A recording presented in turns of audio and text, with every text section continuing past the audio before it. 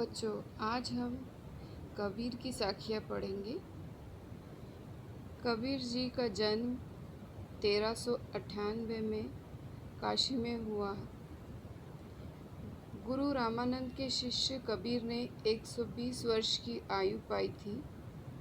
जीवन के अंतिम कुछ वर्ष मगहर में बिताए और वही चीर निद्रा में लीन हो गए और उनकी मृत्यु जो है वो 1518 में हुई। कबीर का आविर्भाव अर्थात उनका जन्म ऐसे समय हुआ था जब राजनीति, धार्मिक और सामाजिक क्रांतियाँ अपने चरम पर थी।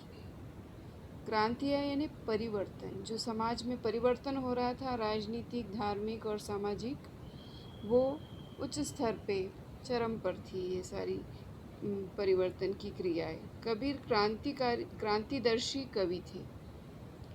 उनकी कविता में गहरी सामाजिक चेतना प्रकट होती है। उनकी कविता सहज ही मर्म को छू लेती है, यानी दिल को छूने वाली कविता है।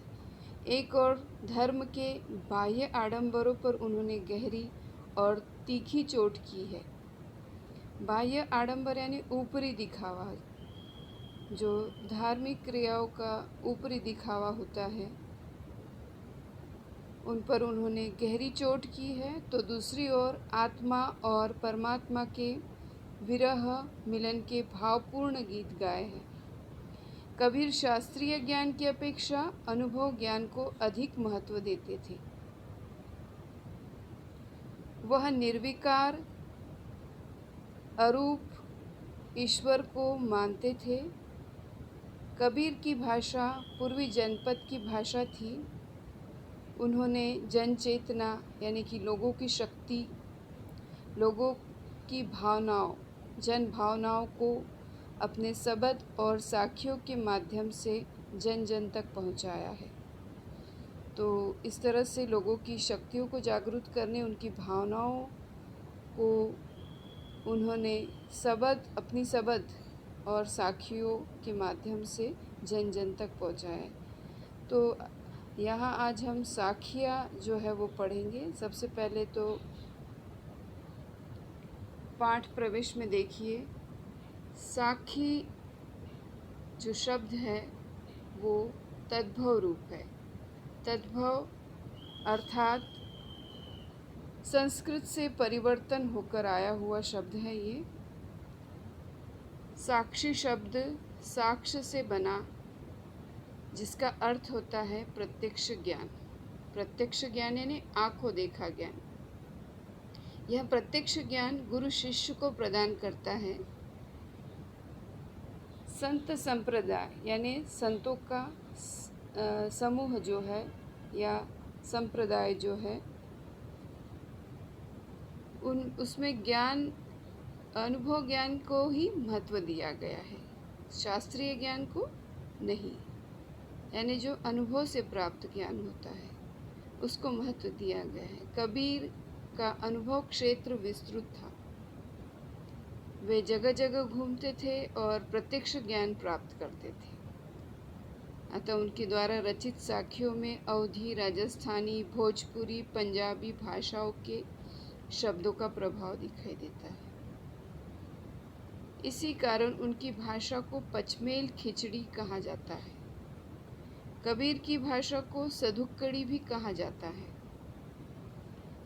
साखी वस्तुतः दोहा छंद ही है।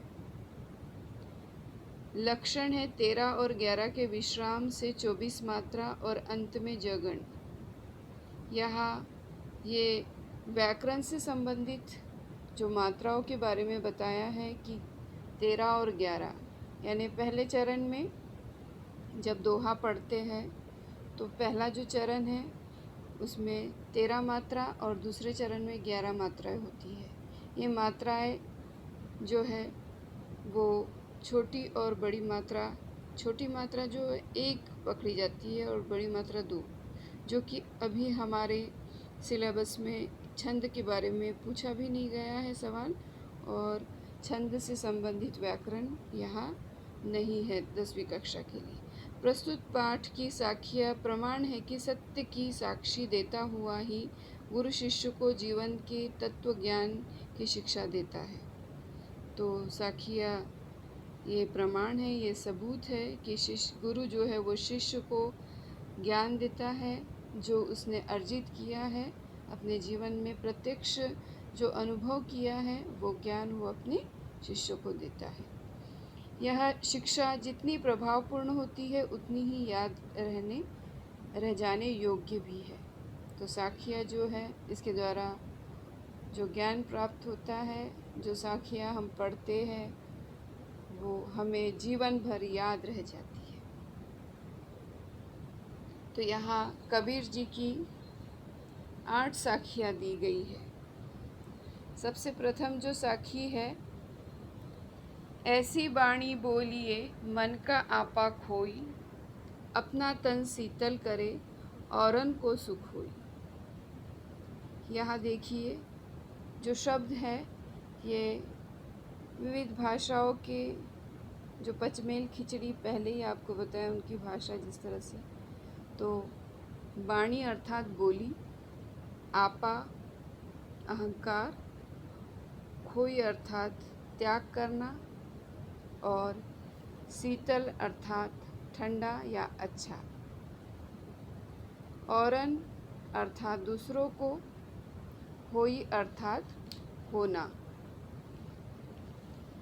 तो इस साखी का अर्थ है, इस साखी में कबीर जी कहते हैं कि हमें अपने मन का अहंकार त्याग कर मन का आपा खोई अर्थात अपने मन का अहंकार त्याग कर ऐसी भाषा का प्रयोग करना चाहिए, ऐसी बाणी बोली, ऐसी भाषा का प्रयोग करना चाहिए जिसमें हमारा अपना तन मन भी स्वस्थ रहे या शीतल रहे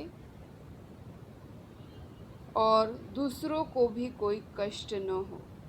औरन को सुख होई, अपना तन शीतल करे औरन को सुख होई अर्थात मीठी वाणी बोलने से दूसरों को भी सुख प्राप्त होता है और अपना भी तन जो है वो स्वस्थ शीतल यानी कि ठंडा रहता है, शीतल यानी शांत रहते हैं।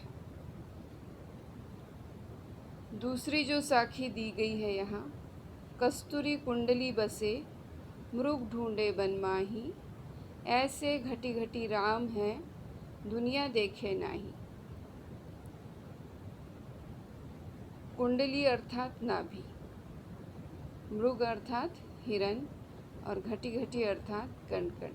यहाँ सबसे पहले जो कस्तूरी शब्द दिया है, कस्तूरी एक सुगंधित पदार्थ है जो कि हिरण की नाभि में होता है। कस्तूरी कुंडली बसे, यहाँ कबीर जी कहते हैं कि जिस प्रकार एक हिरण कस्तूरी की खुशबू को जंगल में ढूंढता फिरता है जबकि वह सुगंध उसी की नाभि में विद्यमान होती है।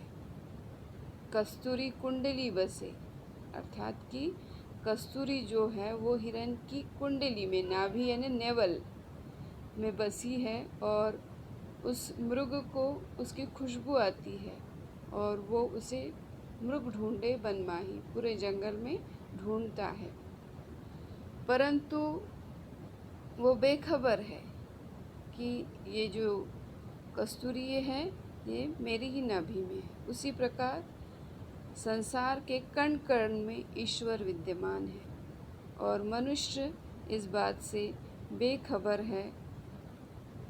ऐसे घटी घटी राम है अर्थात ईश्वर कण कण में समाया है, दुनिया देखे नहीं, लेकिन दुनिया देख नहीं पाती है और ईश्वर को हम मंदिर मस्जिद गुरुद्वारों में ढूंढते हैं।